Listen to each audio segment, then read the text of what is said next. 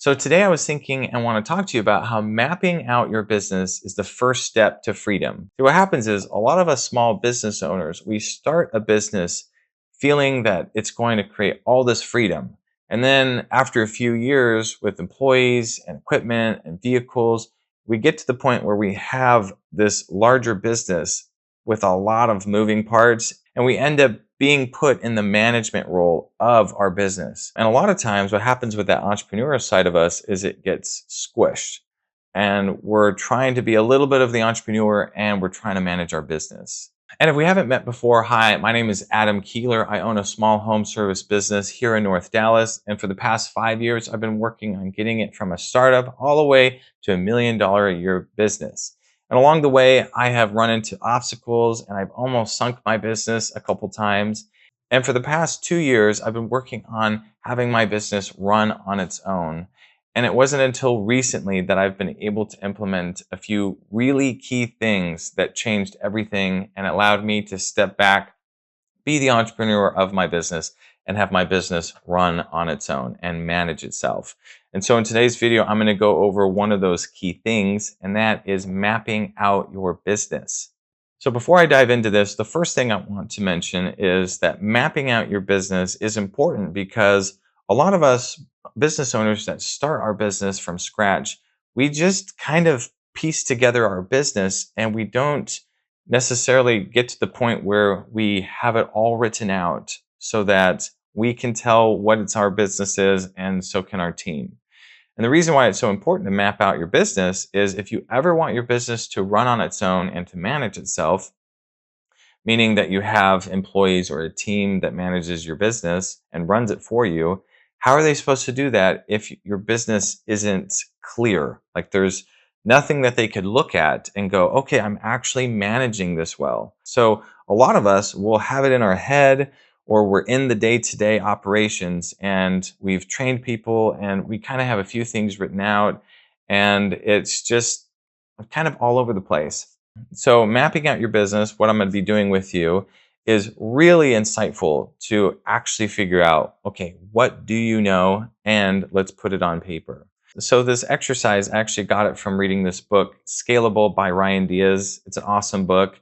And he talks about mapping out your business and then having your team map out the business. So I was able to sit down. I think it took me a couple hours to map out the business and really think about it. And then I decided to have my team do that same exercise. And I was surprised that they could not map out the business. It was really weird because we have a small business. I have really intelligent employees. They've been running it for a little bit by themselves with, I guess, with a little bit of my help. And what I found was they knew their part of the business, but they didn't know the entirety of the business.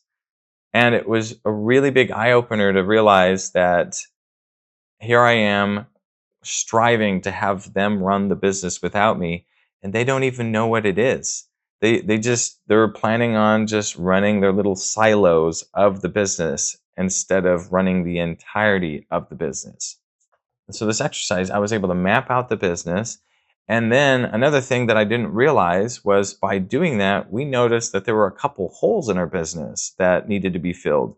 We ended up filling one of them with an employee that we already had. We moved some of his work over, some of his tasks over to fill that role. And then the other hole we filled with our CRM and did some automations. Keeping it all in my head, I thought was doing a great job and that everything was covered. But mapping it out, I realized that my team didn't know what they were managing and then the holes that we found. So this exercise is crucial for you to be able to take that first step to freedom, to have the business manage itself and run on its own. All right, so this is my first attempt to draw on this notepad. Hopefully it doesn't go out of focus too often. So I wanted to show you what this looks like. And so I'm going to map out the business and show you while I draw, just so it's a little bit easier for me to explain and hopefully easier for you to follow. All right, so the business machine, the way I like to look at it is more like a machine with gears. So that's what I'm going to be showing you today. So the first gear, this is all about leads. Okay. And the second gear,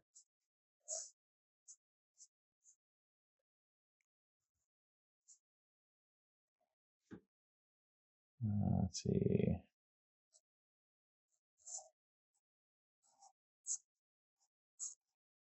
This is sales. And then this gear right here, this is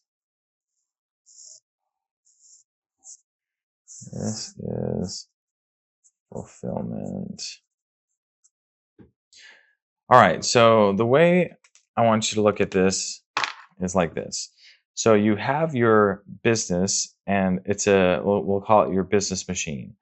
So you have leads, depending on what you have as your leads. Let's say you have SEO and Google, and let's say you have referrals and yard signs, and let's say Facebook.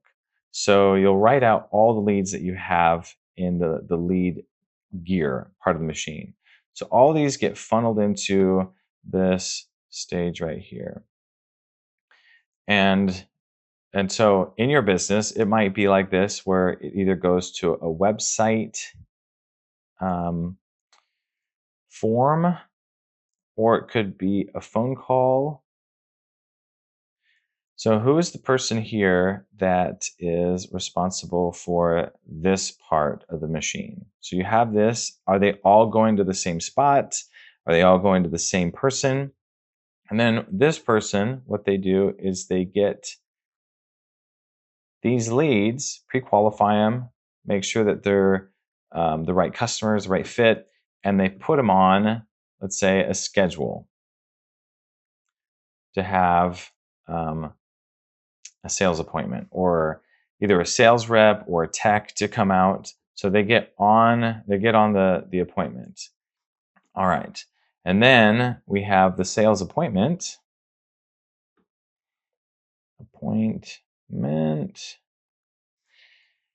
So who's here? Who's this person? And then let's say that the sales appointment, the sales guy was able to sell the customer the product or the service. So it goes over here to another person to be able to schedule the work and maybe order the product. Okay.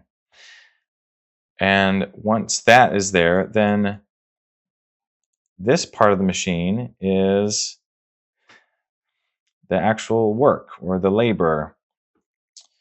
So going here, and then let me fill in this other one.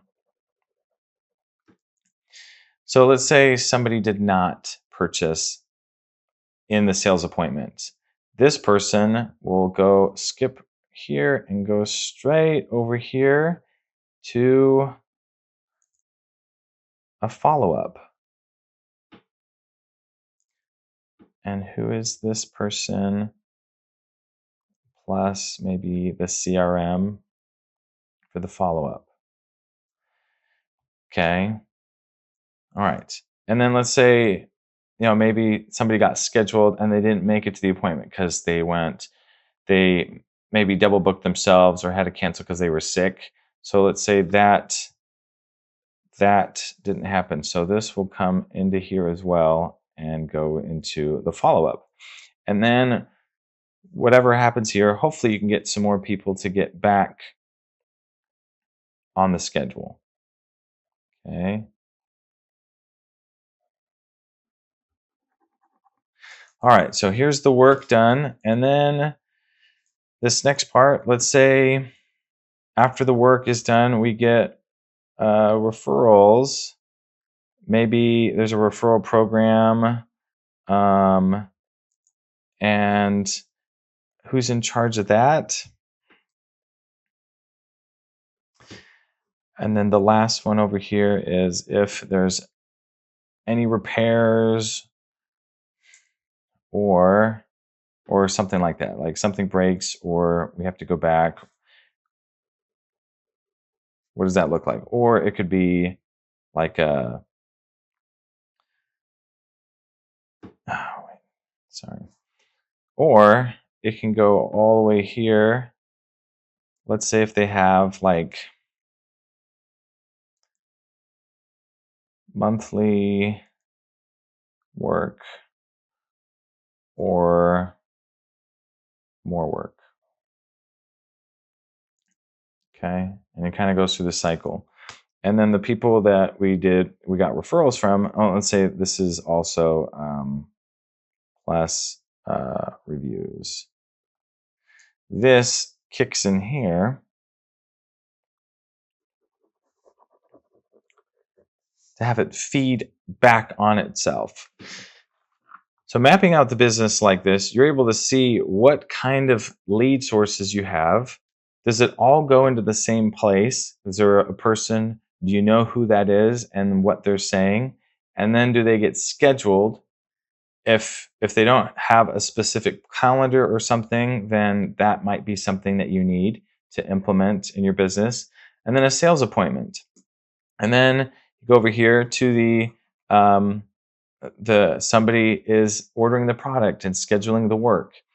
And then come over here, people do the work, and then doing a referral program plus reviews, and then repairs or more work. And this business keeps cycling around like that. And you, if let's say you're the sales guy, then this is the only thing that you should be doing in your business because you're the cog in the wheel, but we want you to just be the cog in the wheel. So if you don't want to step out of your business and you want to stay in the business, then that means you are only in this part of the machine. Everything else, we have other people that you hire to do everything else. Let's put a little person here. Everything else. That way, you're not doing everything and the business revolves around you. You're just part of the business and the business just keeps on moving. When we did this, one of the things that we didn't have was this follow-up right here. We'd have appointments that would go really well. We'd give a quote and then nothing would happen. And those people would kind of be lost. Or let's say there's a lead that comes in here and we just couldn't get them scheduled. Well, that's another thing that there could be a follow-up.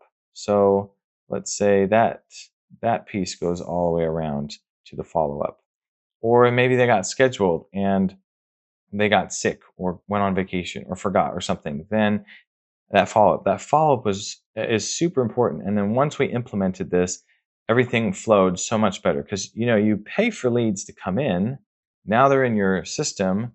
Why is this a hole in your business, a hole in the boat? Hopefully this information was helpful for you and it allows you to understand a little bit more about why and how you should build your business.